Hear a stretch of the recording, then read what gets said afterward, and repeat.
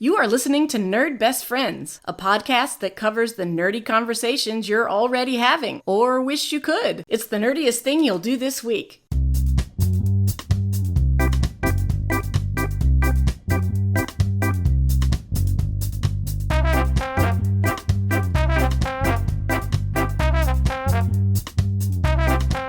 This is Analese. This is Rob. And we are your nerd best friends. It's a road trip roll call to the Hellmouth.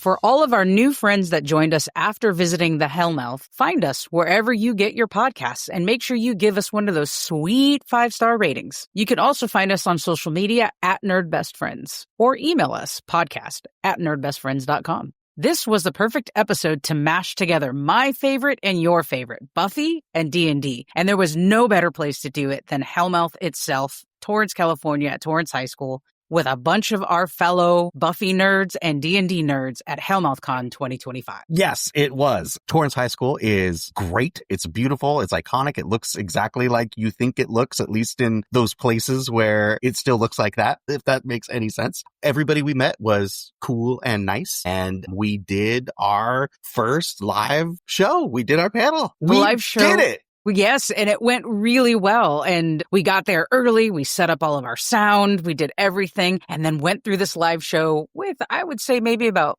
60 people there or so. Yeah, I would say it was a 100-person theater, and it was half full or a little more. Yeah, so we had a great audience who was 10 a.m. on a Sunday morning after all day the day before at HellmouthCon, but they were in it with us and super great. However, we had a problem. And it wasn't the problem you think it is, because it was 10 a.m. on a Sunday morning, and I was definitely like smiling and waving and ushering people in who were on campus for the church service and not expecting HellmouthCon with all these people dressed as devils and demons. That was not the problem we had. That's a different story for a different time. No, there were some photo opportunities at the same time, a little earlier that morning, starting at 8 a.m. So people were already there when we showed up a little bit early to set up. And we go through and do this. I'm going to give us props. We did an amazing live show, and that tells us we are capable of doing a live show. And I'm looking forward to finding more opportunities for the live show. However, we get to the end of the episode. Both of us have just put this outpouring of energy, and I sit down to stop recording the episode and realize that I never pressed record in the first place. You sure didn't. Oh my gosh, I can't believe we did all of that work and there's no evidence of our live show. I'm still beating myself up about just it. The hearts and minds of those 53 people that showed up. So for those that were there, we want to say thank you. And also podcast@nerdbestfriends.com. Can you send us any pictures or video that you have of our session? Would be really, really helpful for us. But I am the fool that did not press record. So here we are. We're going to recreate some of that episode because we know it was a good one. And while we won't have the energy of the live audience with us, we want to make sure that we are sharing the things that we shared at that episode because it really was a good one. And I'm so bummed. I'm so bummed that I goofed. It was a good episode. And the people there were good. They were nice. Like, I think maybe we were just a little too amped up and wanted to make it perfect because pre-game, we were running around and doing all kinds of stuff. Like I was trying to figure out the right way to mirror the screen. And we were like, well, what about this microphone or this microphone? Or microphones or no microphones? And I'm like handing out stickers to people. And you were by the door, like welcoming people. And then we sat down and we started. And, you know, there were a couple music cues that were maybe low volume, high volume. I wasn't mirroring right. So I keep having to like look over my shoulder to see the screen. Like I learned a lot. We both learned a lot as far as like the technical part of it. Like, oh, next time I would do this differently, this differently, this differently. Next time I would actually push the record button and we'll do an even better show the next time we could be live. 100%. I think the other thing we learned was that we should not go into this without having a third person with us to help us with content creation. I think it would have been easier for us to have a producer separate than us producing as well as performing. So lesson learned. If Dr. Intern Joan can't come, maybe America's favorite teen nerd can join us for one. So we definitely are going to reapply to do HellmouthCon again next year. We'll talk more about that as we go through this episode. But we're going to start looking at other local events that we can do live shows at, particularly over the summer. Because We say it plenty of time. We're both educators. I don't think either of us could take time off during the school year to do live episodes, but we'll see. I definitely think we are capable of it and did a great job and can build off of it. Yeah. And people were excited too. I mean, one of the cool things was like we were setting up. There was this couple that came in like 10 minutes early, sat in the front row center, ready for this content. They were so excited. 100%. And a few came in and sat right in the front row going like, I love D&D. I can't wait to see what you have. And we're super excited about it. And we also learned, I'm going to mention this now. We had a super awesome nerd come up to us at the end and showed us some like 20-year-old RPG books. It was from the Buffy Buffy and RPG Angel. books, like hardcover, fully Beautiful. formed RPG that I didn't remember seeing before. Because like sometimes, like I spend a lot of time at the comic book shop and at the game shop. Sometimes I'll see old things, you know, online or whatever. I'm like, oh my gosh, I can picture the cover of that book, like on the end cap at the store kind of thing. Even though I never opened it or knew what it was, like the Robotech, blah, blah, blah, blah. I totally remember that from the 90s or whatever. These books never seen before. Maybe because we know how popular Buffy was in my town. James Marsters came there. Maybe they were just flying off the shelves and I never saw them. I think you weren't a fan of the show when it was in its height. You saw it way later on streaming. And then I wasn't into RPGs at the time they would have been selling those books. I would not have paid attention to them. So both of us missed the timing of those books being printed. And you know what it really makes me think? You sent a picture of the Chew role-playing game book over there at Metro Comics. I think I need to buy it because even if I don't play it for a little while, like I don't want that to go off the shelves and me see it 20 years later going, oh, I didn't know that existed, because I know, and now I know better. Well, I mean, I buy tons of RPG products and games and stuff just to like read through them, look at the art, get the backstory, kind of understand like, oh, I wonder what they came up with for the mechanics or whatever kind of thing. And like, I like reading that stuff and kind of collecting that stuff. Even if it's PDF, it's just fun to have. And even though I'm never going to play this game. And that's what this dude told us too. He's like, I've never played this game, but he had the Buffy one and he had the Angel one. And he opened up the front cover and they were just filled with autographs. He had been getting actors to sign these things at all the different conventions he went to. And that's why he had them on him today, because he was missing a few. And it's like, what a cool idea. Like, I love RPGs. I love this show. I'm going to get all the autographs in this book. I may never play the game, although he said he really wanted to. He was like, I felt like he was pleading with us. He's like, can we play this game next year? It is a possibility. Like if this is you, if you were listening to the show and that was you with your books, email us. podcast@nerdbestfriends.com. Let's see what we can hook up, because we may pitch a one shot or something with these characters we're building, which would be more than the 45-minute time slots. I was thinking though, if you really, because you were talking about like, well, we've got the D&D characters for this now, and like maybe we would play it and stuff. It's like, in all honesty, D&D doesn't really fit the genre of Buffy the Vampire Slayer. But there is a game that's a more streamlined, like rules light game called Monster of the Week. And it's literally Buffy, right? It's episodic. You take, like, it's structured like an episode, like a 1-act, 2-act, 3-act episode where like you get the introduction of the problem. You have your act 2 where you have to figure stuff out. And then you have your act 3 where you go and like execute your plan and defeat the big bad of the week. Right. And so there's possibilities there for sure. Well, we're definitely going to have a planning session in the next, we have like 6 months to plan. So we can try to figure out whether it's trying to get a hold of that Angel Buffy RPG books or the Monster of the Week, or who knows. We have lots of ideas, and I really love it. But let's get to the episode that we missed recording on and kind of give our listeners some idea of this episode, starting with Nerd Mail.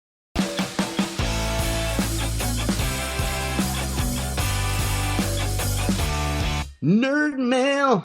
Okay, for today's Nerd Mail, we are going to go back one summer episode to Dr. Intern Jones' first time watching the Neverending Story. We did receive some Nerd Mail from one of our past guests and constant listener, Juliana, who had something to say about the end. Neverending Story. Yes. Yeah.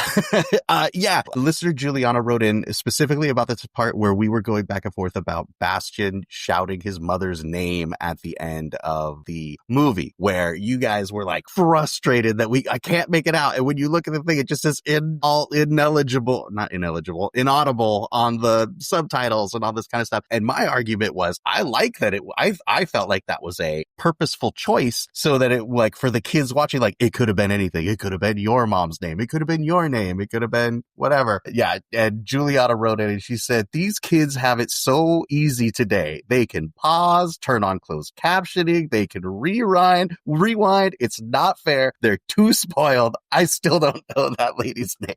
Yeah. She talked about how frustrated she was as a kid not knowing that name. And yeah, I think it's not like an I told you so, Rob, but I think most people had the less romantic idea in their head as kids than you did, which I think it's cool. But also, yeah, I think it frustrated a lot of people our age who couldn't and didn't know to go get the book from the library. Especially in the theaters, like Juliana's story was about being in the theaters. I think you mentioned like the drive-in. Was that one of the ones that you guys went and saw the drive-in? Like, you would have no idea. You'd be like, did the little radio thing glitch out? Exactly. What happened? And then when you watch it on television before you could closed captioning was a thing, or if you rented the VHS, you could rewind it and rewatch it, but no amount of rewatching it is going to tell you, because they even make the lightning go dark on his face. You can't read his lips. Like, yeah, I was really frustrated. And I'm glad to know other people had. Purposeful artistic choice. Yeah, I think Gen X really disagrees with you on that. We did get some other nerd mail, now that you're reminding me, from Los 805, who nerd corrected us on the name. I knew he would know the name of the mom. Oh my gosh. Speaking of nerd correction, there was an epic nerd correction at the live show. And when we're going to talk about the trivia that we did. And when we get there, I'll share the story. But oh my God, that guy absolutely nerded out. It was great. And we don't have that moment recorded, but it's like, it's exactly why we do what we do, is to get that feedback. But it was so funny because, yeah, he absolutely, like, when his goes, actually, and just these big, stupid smiles came on both Ollie's and my face. Like, here we go. This is it right here. This is the meat and potatoes. So Los 805 told us the name of the mom in Neverending Story is Moonchild. We were trying to remember it. We knew it was Moon something. Moon something. Moon star, Moon something. Because we were talking about, like, oh, these, like, hippies and their dumb names. Yeah. But yes, thank you for that nerd mail, Los 805 and Juliana. And we're going to get to Talk Nerdy to Me. So we had this great live show. Rob and Joan did an amazing job putting together some trivia. We call it Hollywood Hellmouth. We had 5 questions for the audience, showing or asking which Buffy actor or actress played another character in another series. So we're going to go over this trivia. Rob and I know the answers. Those of you who are at Hellmouth and went to our session know the answer. We're going to let play along at home. Yeah, we're going to let our general audience play. I had imagined that I was going to be giving you this quiz at Hellmouth to see if you reacted and you could kind of interact with the audience. But of course, it was built in as part of the slideshow. And that was like the part that I really liked, was the question would come up, you give the answer, then it goes to the next slide, and there's a screenshot from the movie or show that the people are in. And so you kind of get that reaction, be like, oh yeah, that was that person kind of thing. But of course, it being built into the slideshow that Joan made, you proofread the heck out of that slideshow and, of course, saw everything ahead of time. So that was something I was like, oh, I guess we're running around the audience with a microphone now to try to, like, do this for the recording. The funny thing is that I thought the whole time it was audience questions. And so when Joan asked us to look over the slides, I looked them over and found some things to correct. Simple things like Elijah Dushku's name was wrong on one of them. And, good thing you did. Every question and answer was 1, 1, 1, 1, 1. I'm like, hey, Joan, we have 5 questions. It should go 1 through 5. Like, it was like, copy and paste stuff into slides. So like, yeah, I looked through and corrected slides because from the onset, I was under the impression we were asking the audience, and that's why we were taking all those giveaways. So it worked out. We were able to ask the audience with the mic, and we had lots of people participate. And now listeners who were not at HellmouthCon, you get to participate. Yeah, so play along at home. First question was, this Buffy actor, Nicholas Brennan, who played Xander, played Kevin Lynch, a tech analyst and love interest, on which show? And you could choose from A, The Blacklist, B, Scorpion, C, Criminal Minds, or D, person of interest. Now, Analese, would you have known this? Did you watch the show in question? I would not have known this. This one would have stumped you. Yes. All right. What's the answer? The answer is Criminal Minds. Good. Very good. Which was C, I think, right? Well, it's C, Criminal Minds, yes. Yeah. All right. So if you're listening at home, play along. Keep score. Here we go. Question 2. This Buffy actor, Emma Caulfield, who you met and we took pictures with at the show. And I was wearing a shirt that I bought, not knowing she was going to be there. And it was basically a drawing of a bunny. And if you know Anya's character, you know why that's funny. And it had snippets of her little solo in the Once More with Feeling episode. So I showed it to her and she sat there and read it. And I'm like, yeah, it's Anya's whole little solo in the song. And she's like, oh my gosh, it was really cool. She leaned down and was reading the shirt. She goes, oh my gosh, it's every line. It was cool. There you go. Now you have a story. You'd be like, I met Emma Caulfield and she couldn't stop staring at my chest. It was weird. Yeah, that wouldn't be my story. But proceed with the question, sir. This Buffy actor, Emma Caulfield, who played Anya on the show, played Sarah Proctor in which MCU show? A, Loki, B, WandaVision, C, The Falcon and the Winter Soldier, or D, Secret Invasion? And would you have known this one? Absolutely. Absolutely, because you saw her in the show and you're like, oh my God, that's Anya. Yes. Yeah, I saw her in the show and I watched it and I was like, why do I know that person?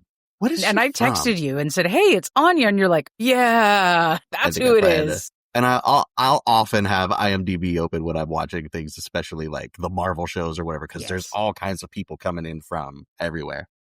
So the answer was B, I think, WandaVision. B, WandaVision. And it's in the black and white parts where she's in the town that's the flashback and there's all the kind of creepy, very 90s Americana with the hairdos and stuff. That character was somewhat Anya-ish. Somewhat. Okay. Without being a demon. That's all. Right. But maybe she was, because it was all a little bit, it was a very kind of surreal spookiness, right? Yeah, you're not wrong. All right. Question 3. Number 3. This Buffy actor, Anthony Stewart Head, who played Giles, played Uther Pendragon on which British fantasy show? A, The Witcher, B, Merlin, C, His Dark Materials, or D, The Sandman? What do you think, listeners? Did you know this one, Analese? I did, because you told me about it. The answer we talked about it on the show, right? I was like, you guys got to go watch Merlin. The answer is B, Merlin. Because Anthony Stewart Head is King Arthur's dad, and he's all a badass and cool. And I like that we went with that one, because we could have done the real easy answer of Ted Lasso, right? Right. Most recently in Ted Lasso. Everybody's going to be seeing that. Yeah. That's not trivia. If you still haven't seen it, Rob, seeing Anthony Stewart Head, it's the same thing I hear in my head when you talk about what they did to Nathan Fillion in Buffy, playing this super misogynist evil. I hear your voice what'd they do to my sweet boy?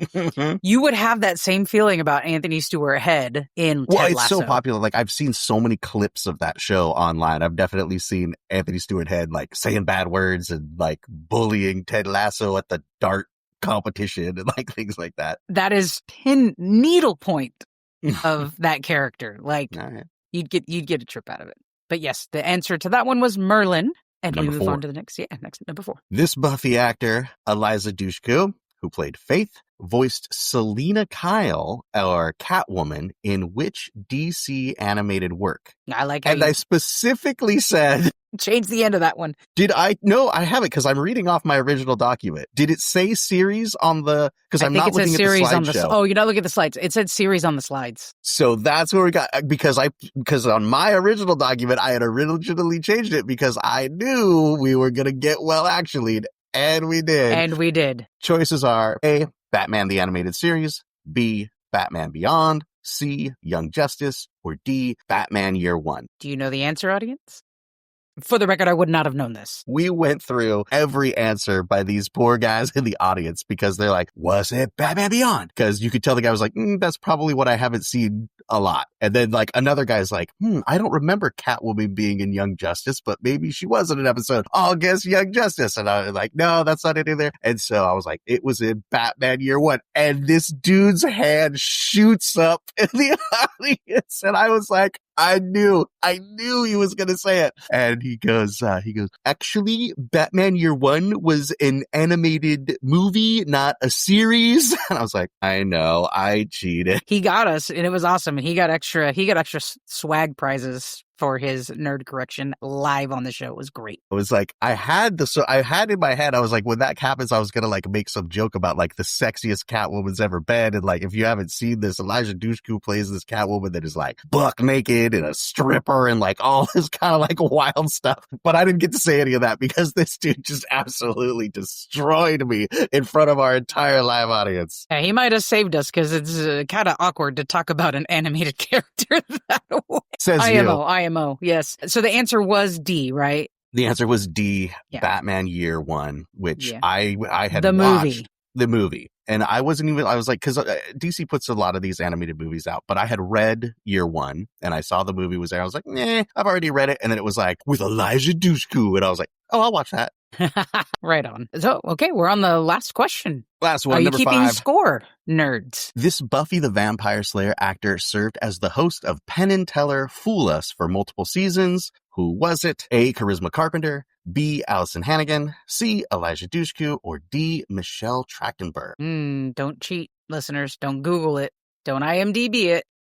I wouldn't have known, but I would have Really? made an educated guess and been right. Because my guess would have been Allison Hannigan, which was... Yes. Is what, Allison D? Hannigan was the MC, like the host of Penn and Teller Fool Us, which is actually a show that I really like. It's like, I always just watch clips on YouTube, but I love the show because I really like magic, especially when you like the idea being to like try to figure out how the trick was done, which is kind of the point of this is like magicians from all over the world come and they like do like their best trick for Penn and Teller to see if like Penn and Teller could figure out how they did it. And Allison Hannigan's seasons are the best ones because it started off with some other dude for like the first maybe 1 or 2 while the show was really kind of like finding its stride. And then Allison Hannigan took over for like the next ones where it was like really humming on all 8. And then I think once they were like, oh, we're going to start having repeat guests and oh, we're going to start having kids and oh, like she left and somebody else came on. But like, so if I'm looking through YouTube and it's popping up, if it's an Allison Hannigan episode, I'm like, ooh, have I seen that one yet? I'm going to watch it. Check out this magic trick. Yeah, I've never seen the show, but I would have guessed because around that same span of time, Allison Hannigan did a bunch of these like competition host. She hosted a bunch of these competition like reality shows. She did a couple seasons of Halloween baking contest on like the Food Network or something. And then there was one other. So my guess would have been her because she did that for a little while. And I'll just throw out like she also did Dancing with the Stars. She made it to like the finals. I think she was the runner-up. Yeah, and she was really good. Oh, that's funny because, oh no, it wasn't Dancing with the Stars. Maria used to watch one of those religiously, but it wasn't that one. It was the So You Think You Can Dance. So You Think You Can Dance. Yeah. And then I remember just some things that are popping in my head in terms of Hollywood Hellmouth that were not part of our show, but I remember seeing Sarah Michelle Gellar on Chopped, but like kids Chopped. Okay.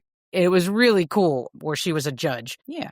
Most recently, she was part of the Dexter series, which I don't have Showtime Plus or whatever, Showtime streaming. So I haven't seen it, but when we get that, I look forward to watching her in Dexter. That's like 2 of my favorites merged in. All right. That's our trivia. So we did those questions. We had the guy call me out on my cheating and we gave away some prizes. Everybody got a little koozie and everybody got stickers and it was a good time. It was a really good time. All right. Although I don't know how the recording would have gone with like the microphone trying to pick up the speakers and everything. So we might have dodged a bullet there anyway. We might have, and we'll never know because I didn't press record. Okay. But you're right. We don't know if the mic would have picked up the sound from the speakers using the live microphone when we were out in the audience. Time will tell. We'll have to try it again. Let's talk about the main purpose of our episode that we did live, which was bringing forward a 5-man band of Buffy the Vampire Slayer characters. Yeah, so this was, of course, an idea that we had. I think we did maybe a Talk Nerdy to Me, or we're just constantly talking about this trope whenever we're looking at fiction. We're like, oh, they got to put the group together, and, you know, it always fits into those tropes. So you thought, oh, at BuffyCon, let's do the 5-man band trope for Buffy. And I'm like, that's awesome. We can do like little abridged character sheets for the slides and we could talk about, you know, like what their powers are and all this kind of stuff. And then somebody had the idea of like, yeah. And at the end, we could give the audience character sheets like full out so they could play. And I was like, well, that sounds like a lot of work, but I'm sure I could do it. And we did. And we did, and you made some amazing character sheets, which I will say the creation of them by itself was probably work, but also you chose a template that made it extra work. And I think that's kind of The guiding how templates. you I feel about found it. They're an beautiful. artist on Etsy that had these PDFs, and I was like, oh yeah, cool. In my mind, what I was going to do was I was going to make characters on D&D Beyond, and then I was just going to copy and paste the stuff over into the PDF. But what I found later was those are not fillable PDFs. So I had to like every single little line, like create text box, resize it, make sure the font was consistent and the sizes were, and it took forever. Yes, but they are beautiful. You did a great job. Let's talk about our patrons are going to get those, right? They'll be posted. Yes, in the Patreon patrons post? are going to get Awesome. them. And then those who were at the live show and signed up at that moment will get a copy of those as well. So, but let's talk about the 5. Yeah, so we went through them all. We started with Buffy, who was our tank. And basically what we did there is we took a champion fighter for Dungeons and Dragons, and we turned that into we just reskinned it. I basically like put a line through champion and wrote Slayer on there for homebrew. So we did a couple of homebrew content themes. I really like that we chose Fighter. We chose Buffy as the tank here. Action Surge and Second Wind makes me think of the final episode where they're fighting uber vampires. You know, she gets stabbed or something. She gets hit. She falls to the ground and she gets a second wind and rises back up with the scythe. That's so perfect for Buffy as a character. And that's why that power exists, right? Because we see that all the time. It's like, oh, the hero is down and they're near death, but then they're going to like squint really hard and hear a voice in their head. And now they've got all their hit points back and can keep fighting. Right, exactly. So great. So Buffy as the tank, human fighter, the Slayer, which was homebrewed from the champion subclass. Right? And I also gave Buffy the mobile feat, which I thought was appropriate because I remember in a lot of those fights, she'll be going up against somebody and then like Willow or Xander will get like pushed down and she has to quickly break away from that and like flip over a tombstone and smack somebody else. So she can leave melee without taking a disengage action. Love it. Love it. All right. So for our striker, and this was a controversial one when we were planning. We had 2 or 3 different characters. Do we put Angel here? Do we put Kendra or Faith here? But we went with Spike, and I'm really glad we did. I think it was perfectly because when you think of the striker in Dungeons and Dragons, you can think of the ranger, you can think of the warlock, but like the rogue is the one every party wants to have, right? Everybody wants to play the rogue and wear dark clothing and stab people in the dark alley. And of course, then that's Spike. And specifically for our listeners, we chose a very specific Spike. That is Spike from season 4 into season 5. This is not total evil Spike and not Spike, I have a soul again. It is Spike with the chip installed in his head. And as a rogue assassin, if he has to hit a humanoid, he has to roll. It's the curse of the chip. He has to roll for, I think we went with psychic damage. Of course. Yep. Because it's in the brain. But this is where you could tell that like you, me, and Jode, or specifically you and Jode, were really lost in the sauce during this planning meeting because we had it documented, we had things listed, and we had like categories and we're putting things back and forth. And the fact that like we got so deep into like, well, in order for this to work, he'd have to join the party, and the only time he joined the party is that time we had the chip in his head, and if he had the chip in his head, then you could do this. Nobody really cares. We could have just said, Spike, he's a rogue. But no, we were like down you have to be specific because there are 3 different versions of Spike, and maybe 4 if you count what happens to him in Angel. So at HellmouthCon, by the way, James Marsters did a panel with Juliet Landau, and they were asking questions. And I think one of the most brilliant questions from the audience, and it is up on our TikTok to hear his answer from himself, but someone said,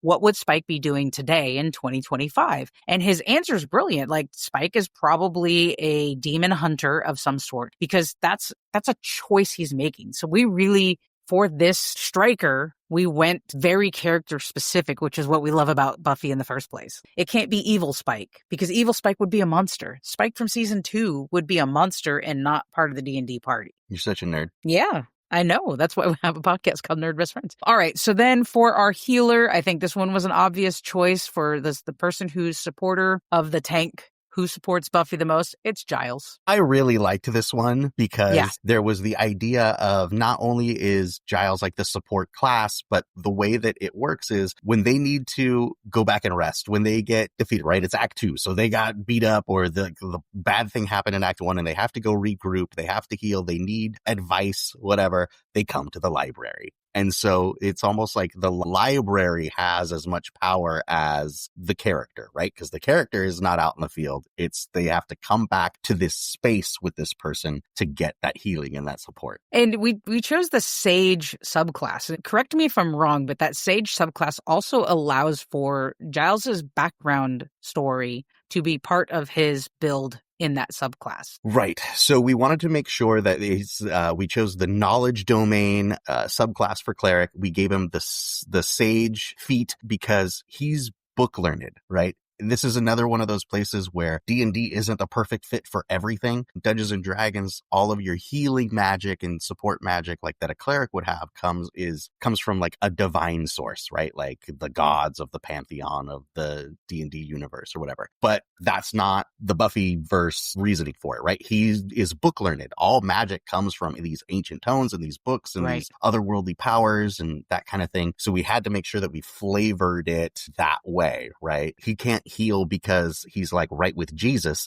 He heals because he has all of these books and potions and things that he's built throughout the history of the world. Which is awesome. And I think that my favorite part of this, the homebrew content, is the glasses of calm. Yes, this was my favorite as well. Did you want to explain it or you want me to go through it? Well, you did a great job with the what show. It means? Well, I took when we practiced the night before, I took your description, but tell us first in D&D what, I know we're talking homebrew content, but what is it in D&D that you chose that we could I didn't reskin anything that I think exists, but basically it was a magic item that the glasses of calm, so they can remove the frightened condition and they can, I think we said that they could do anything like a lesser restoration could do. So like remove a curse or blindness, deafness due to like your battle injuries kind of thing. Right. Oh, so it's totally homebrew. Okay. That makes sense. But in this case, we think about all the times in these stressful moments or decision heavy moments that Giles would take off his glasses and like pinch his nose in frustration. And he always had his kerchief sitting in his tweed vest and he'd wipe them down, put the glasses back on, and we have some wisdom or some need. I think particularly at the live episode, I thought particularly about a moment where he takes his glasses off to deal with Ethan Rain, who's his buddy from long back, who comes in and breeds chaos in Sunnydale. And I just think of these moments, so many of them where he's wiping his glasses and then putting them back on. So I think that's a perfect homebrew for Giles. That's what I love so much about it is like you have to take the glasses, do the ritual, put them back on, and then the idea comes, or then the whatever. Straight from the screen to D&D. I love that one so much. That takes us to our controller, which we chose, I think, is another obvious choice. We chose Willow here as a human wizard with the subclass witch. Right. So I did wizard and basically like again just drew a line through wizard and made it witch. But specifically it needed to be the wizard because the other magic using classes will come from like you're a warlock and you get your powers from some extra planar other creature, or you're a sorcerer and you get it from like your heritage or whatever. It's like, no, it has to be about the books. Like that's what's cool about the Buffyverse is all of this comes from the library or the bookstore and the ancient books that they use to get this knowledge and learn these spells. And for Willow, we specifically chose this idea that different versions of Willow exist within her. Even though she's not Vampire Willow, she has essence of Vampire Willow in her.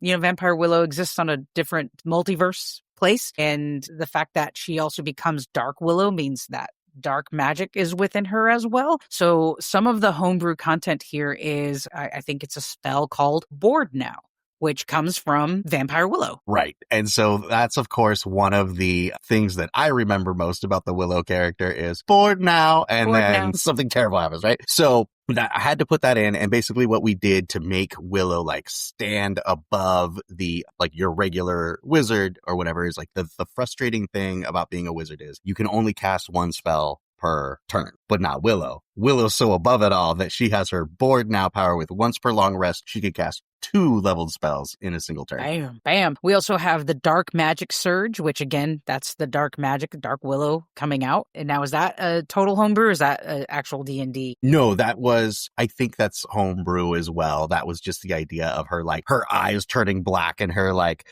sucking out the essence of someone, right? So you give someone exhaustion, another level of exhaustion after a DC wisdom or a DC 15 wisdom saving throw. I love it. And then we round out this Well, here, first... I'll also point out, if you're looking Please. at your character sheets, the real hit points when I did the math was 67, but I could not let that stand. Noted. And we round out our 5-man band of this first edition of Buffy characters as D&D characters with the wild card. And I think because this is the first round, we went with the obvious choices here. And that wild card is Xander as a human bard. Yes. And what I love about what we did with Xander was we kind of had the idea of wild card because it's like, it's the person who bumbles their way into things, but it usually turns out okay. It's also the person where, like, you know, especially in those last seasons or whatever, they'll be in the house and he'll say something kind of dumb, but inspiring. You know, and he is an inspiring presence out there for Buffy a lot of the time, even if it's just because he's in trouble. Right. That makes me think of the Zeppo, if you remember that episode where it's Xander-centric and he's bumbling his way through and there's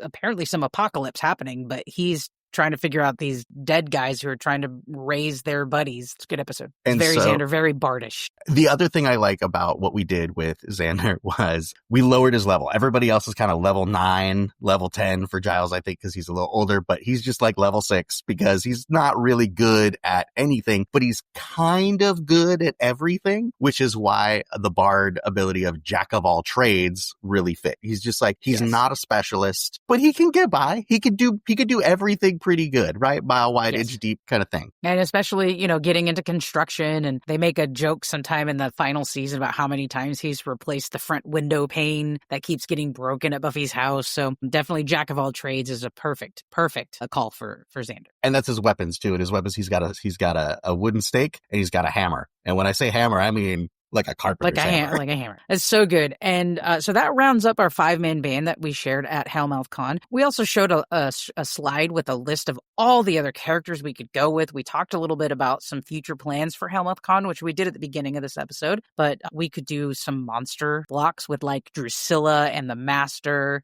and Darla. That's what I would lean towards, just because we did characters already. I think it would switch up and do monster blocks would be fun. And I think we probably will go back. If it's not every year, it'll be every other year. And I will say, like, I always kind of fake complained about having to go and be like, I don't even like Buffy, whatever. It was a well done convention. It was very cool to see how many people had come from far away, especially overseas. Like the first people I met when I was walking up from the parking lot, they were trying to like navigate parking on the curb by the high school where it was kind of a corner. She's like, do you think this is okay? You know, with her accent, you know, like, do you think this is okay to park? I'm like, in LA? Yeah, you're good. Boy, don't even worry about it. And she's like, oh, okay, like, good to know. And she's like, this is our first time in the United States. We're from England. I'm like, your first time in the United States was to come to Torrance High School for BuffyCon? Yes. And then we met somebody else who was also like from Wales, and they were dressed up in their cheerleader outfit and all this kind of stuff. Like, it was from cool. Scotland. I met someone from Scotland on Sunday after you left, who first time in the States, had never been there. So the folks at Hellmouth events do a really great job. And this con's been going on for a very long time, obviously with some breaks during and after the pandemic. But the smartest thing they did was last year and this year renting out Torrance High School to host this con. So it wasn't always there. No, it was at different like hotel lobbies and banquet halls and stuff like that. So this is the first time last year and this year that they were on the high school. And I think that lends itself to be more marketable for people to make that big commitment and travel from overseas to be on the campus where, you know, you saw some people with pictures from the show and going to that spot on campus. That's actually they're following us now on TikTok. They're called set stalkers. So they had all those, like, they found all those nooks and crannies, which were, you know, parts of the filming of that show. And they, you know, they did the same thing with like Beverly Hills 90210, and they did the same thing with She's All That and a couple other movies that were filmed there. So it being at Torrance High School is huge. And this is a completely fan run. They're 501c3. Most of the profits, I imagine the big people who put it together get paid some to do this work, but they choose nonprofits to donate to the funds for that they raise from HellmouthCon. Always, it's been the Trevor Project for many years. Next year, one of the folks from the Hellmouth events passed away from pancreatic cancer. So they're doing a pancreatic cancer recipient next year for HellmouthCon. It's a small size con. I think they said they sold about 1,200 tickets plus a handful more on site. real Yeah. manageable and Yeah. very much like it fits the location. Like the location is genius because you're there Yes. where you recognize the things from the show. Like it couldn't be perfect. Right. I hope they never change that.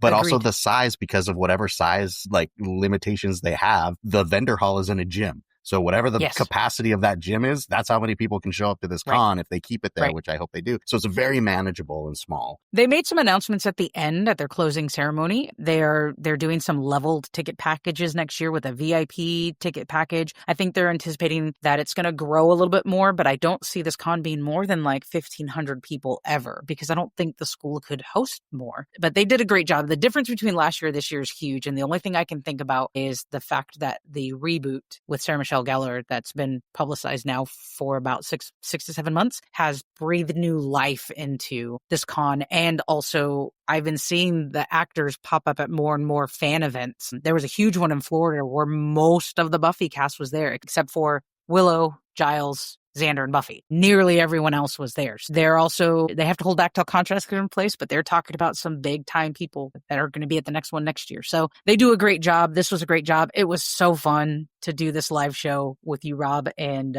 get to merge these two nerdy things together. Yeah. And it made a lot of sense. Like there was a lot of moms and daughters there of people our age and their kids who were like my son's age. You know, it was very relatable in that way. And then one of the other fun games that we were able to play while we were standing in line and stuff is like, is that person dressed as a vampire or is that person just dressed like that every day? The cosplay was great, by the way. And there were some people that didn't stay for that cosplay contest, which, by the way, if you go to this con and you're a cosplayer, stay till the end. They gave out weekend tickets to next year. Yeah, they get that's good like prizes, $150, $180 prize to come back again next year. And there were some people that could have given the winners a run for their money if they had stayed, but they didn't. So yeah, good stuff. Cosplay friendly. My favorite there and what I saw at Comic-Con, San Diego Comic-Con last year was the weapons check-in table where you have to like show that your weapon's not a real thing. And just, it's so good and had a blast.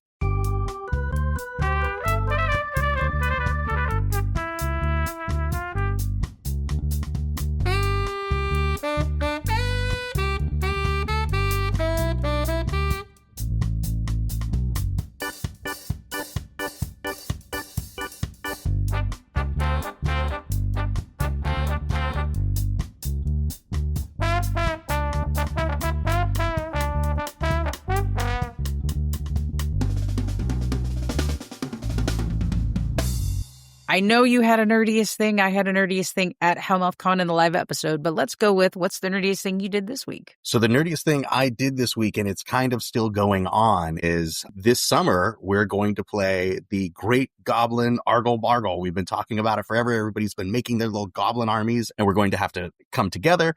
This was my big dumb idea, so I have a feeling I'm going to be looked to as the person who actually knows how this game works. So I have to learn how to play this game. So I've got my kitchen table all just like covered with terrain and dice and paper and iPad and pens and highlighters and all kinds of stuff because I need to figure out the play loop of this game and what the point of it is, how to build your character sheet and all that kind of stuff. Because, you know, just like when you're running a D&D game, you know, in a perfect world, all your players would show up and their characters would be ready to go and they've read the rules and they know how to play and they're ready to go. But I have a feeling that is not how this is going to go because I don't know. People just think, I'll take care. The game, I'll take care of itself. I'll just show up. So that's what I've been trying to do. The other thing is it is a 4-player game. We have 6 players. So I had to design a round robin tournament layout, which of course I have my color coded spreadsheet and score sheet. So we know who's playing game 1, game 2, game 3, game 4, game 5, game 6, and like who's playing. And then a mark to keep their scores of like how many goblins they had, how many victory dice they had, what their total is, so that at the bottom we can tabulate and see who the winner of the Great Goblin Angle Bargle tournament will be. Okay. So that is still going on, and I'm looking and I'm like, man, like the work week is going to start up here. I guess I'm going to have to clean all that stuff up. But yeah,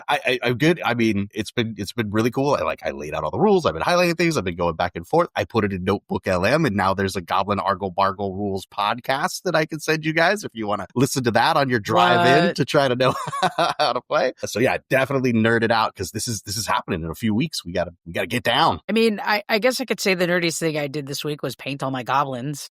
That's awesome. But is that what you're going to say? What's the nerdiest thing you did No, it this is week? not. I haven't painted in a really, really long time, and I only had a certain number of days off where Right. I don't trust myself to get it done after I spend a whole day at work. So I knocked them out, and man, these things are so tiny and so detailed, and I spent a lot of time on them. But the nerdiest thing I did this week is I finished Never Flinch. So that's the book that came out in May with Stephen King. But of course, the end of the school year is so wonky. I might have been able to get a half a page in before passing out at night. So with my days off between house projects, laundry, and painting, I would read a chapter here or there, and I finished it. And I'm sad that I finished it, but it was a good book. And now I have to find something else to read. Did you engage in other nerdy activities while you were reading the book? Did you look up images? Did you go find the Never Flinch Facebook group? Did you anything No, because extra? I didn't want any spoilers. It wasn't my favorite work by Stephen King. It was a little bit clunky, and it's probably not the best Holly Gibney story. He's calling this Holly Gibney number 4. It was interesting what he did with this, and the best I could think about it, rather than go and look up other people's opinions, the best I could think about it is those movies that you have a lot of popular actors in and you don't know how they're all connected, but then there's that big moment somewhere later in the movie where that you find out this one's this person's cousin and they're their coworker to this person and all their stories are actually intertwined. It's like the show Modern Family, right? You have the 3 families and they have some sort of connection to each other. I think of the movie Stupid Crazy Love. Crazy Stupid Love. Yeah, it's a rom-com. I really like it, but it's got that best. You don't know how all of these stories are connected till you get to the moment where they're all in a scene together. And that's kind of what this book was by Stephen King. You had this line of things going on and this line of things going on with a serial killer, and they start to kind of merge together until there's the big intertwining moment, which was really good. The last 100 pages I really liked. Okay. So that was the next thing I did this week was finish it. I finished it yesterday, actually. So now I'm about to go on a work trip and I need something else to read. I'm going to have to find it today because I got to pack. So, are you going anywhere? It doesn't matter if you're going anywhere fun. Are you going to have any downtime? Are you going to be able to go see a